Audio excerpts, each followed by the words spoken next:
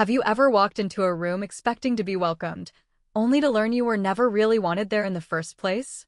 That's exactly how it felt at my sister Vanessa's wedding, a day I thought might finally bring our family closer together.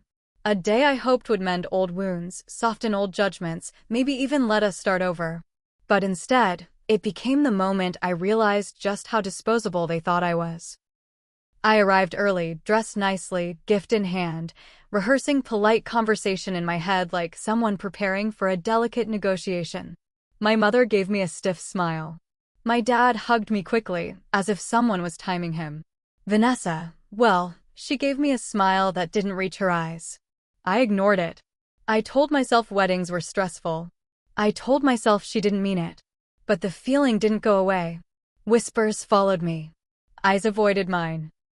And when the wedding planner asked if I needed help finding my seat, she hesitated, like she already knew something I didn't. And then I saw it. My seat. Outside. Next to the trash cans. And just when I thought the humiliation had peaked, Vanessa walked by, smirking. Have you ever been humiliated so quietly that no one else even realized it was happening, except the person who meant for you to feel every second of it? Because that's exactly how it felt standing there, staring at my name card taped to the back of a plastic chair sitting beside two overflowing trash cans. The wedding music floated in the background. Guests laughed inside, clinking glasses, taking photos. And there I was, exiled behind the tent like some kind of forgotten prop. For a moment, I honestly thought it was a mistake. Maybe the planner mixed something up. Maybe my card fell. Maybe something spilled on my original seat. I tried to give every benefit of the doubt humanly possible. But then Vanessa appeared. Her dress sparkled, her makeup flawless, her smile sharp enough to draw blood. She glanced at my seat, then at me, and with that same condescending sweetness she'd perfected over the years, she said, "Guess you don't really count, do you?" She didn't whisper it. She didn't hide it. She didn't care who heard. My mother, Denise, brushed past me a moment later. "Claire, don't start drama today. Your sister worked so hard on this wedding." Worked hard? To humiliate me?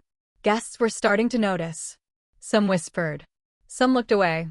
A few just looked sorry, that pitying look that somehow hurts even more. Have you ever felt an entire lifetime of being the less important one boiling up all at once? Because suddenly, standing there, something inside me snapped. Have you ever walked away from something? Not because you were weak, but because you were finally strong enough to stop accepting crumbs? That's exactly what it felt like when I reached down, picked up my gift, and straightened my spine. No yelling. No scene. No tears. Just a quiet decision. I turned away from the trash cans, from the reception tent, from the whispers curling through the air like smoke. And with every step I took, my heartbeat got steadier, like my body finally realized I wasn't going to let them dim me anymore. But then, footsteps rushed behind me. "Claire. Claire, wait."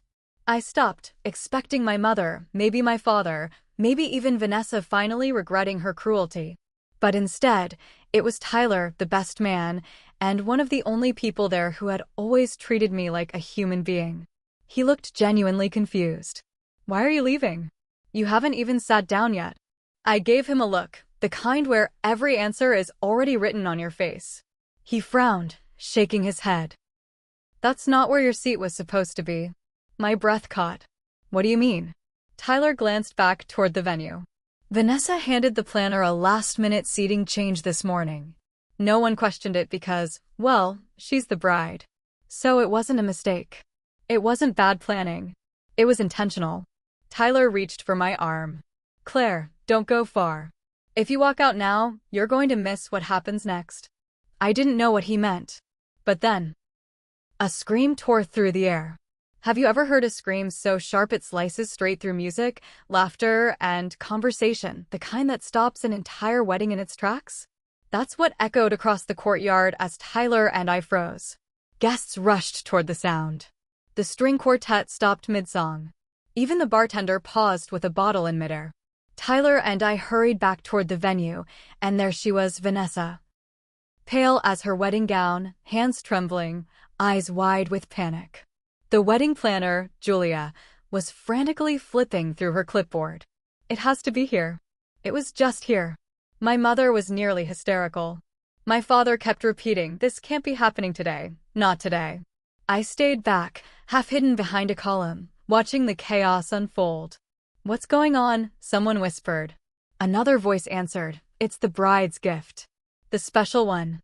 My stomach tightened. My gift. Vanessa was spiraling, shouting, where is it? Where is it? She took it, Claire took it. People gasped. Heads turned. Suddenly, I wasn't invisible anymore. I was the center of attention. Tyler stepped in front of me protectively, whispering, don't move. Julia, the planner, shook her head. The gift wasn't on the table. It was never placed with the others. That made guests whisper harder. If it wasn't misplaced, if the planner never moved it, then who did? Vanessa screamed again. Louder this time, a raw, panic sound. And that's when someone pointed straight at me and yelled, there. She's right there. Have you ever watched an entire crowd turn toward you at once, not out of admiration, but out of accusation?